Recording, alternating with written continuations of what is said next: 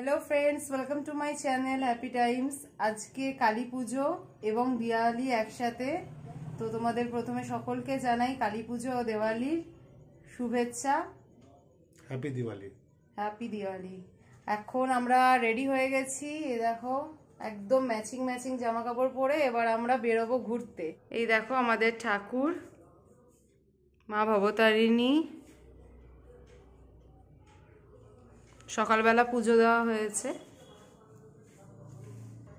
আর মা তারা।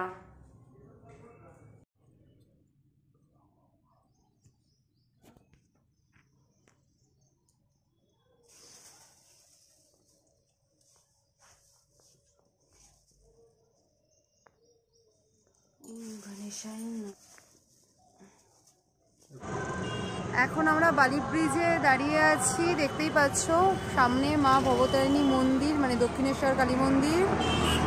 এখানে একটু কটা ফটো তুললাম। রাস্তা খুবই আজকে ফাঁকা, দেখো কি সুন্দর আজকে। তবে অন্য বছর পুজোর তুলনায় অনেক বেশি ফাঁকা। আমরা প্রত্যেক বছর এইখানটায় দাঁড়িয়ে ফটো তুলি, তারপর কালী মন্দিরে ফটো তুলি, তারপর যাই ঘুরতে।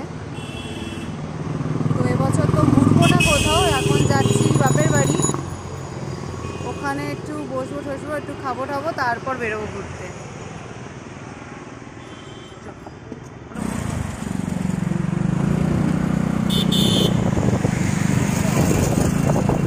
আমরা এখন যাচ্ছি ডানলপ ব্রিজ দিয়ে, ওপরটা দিয়ে,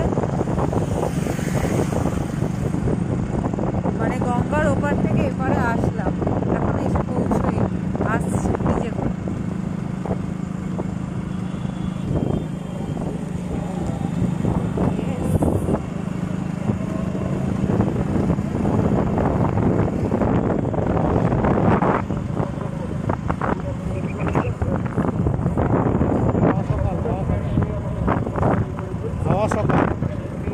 হাওয়া সকাল এবার আমরা দেখবো। এটা প্রত্যেক বছর ভালো করে ওপেন প্যান্ডেল হয়, কিন্তু এত সুন্দর হয় প্যান্ডেল, মানে ঠাকুরটা বলার এরকম ঠাকুর আমি দেখিনি প্রত্যেক বছর ভালো করে।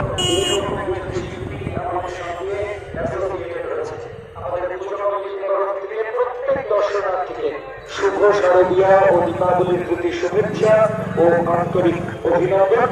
সপ্তম বর্ষ আমাদের 2014 সাল থেকে যাত্রা শুরু। এই সপ্তম দমদম লোকসভা কেন্দ্রের মাননীয় সাংসদ শ্রী সৌগত রায়, পশ্চিমবঙ্গ সরকারের দমকল বিভাগের ভারপ্রাপ্ত মন্ত্রী মাননীয় শ্রী সুজিত বসু।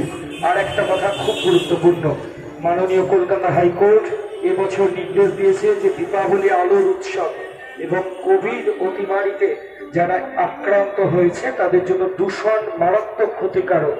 ফলত আমাদের পুজো কমিটির তরফ থেকে আমরা সমস্ত দর্শনার্থী এবং এলাকাবাসীকে জানাই, দীপাবলি হচ্ছে ফেস্টিভ্যাল অফ লাইট, কাজেই আলোর উৎসব, দূষণ মুক্ত করুন, কোভিড রোগীদের পাশে দাঁড়ান।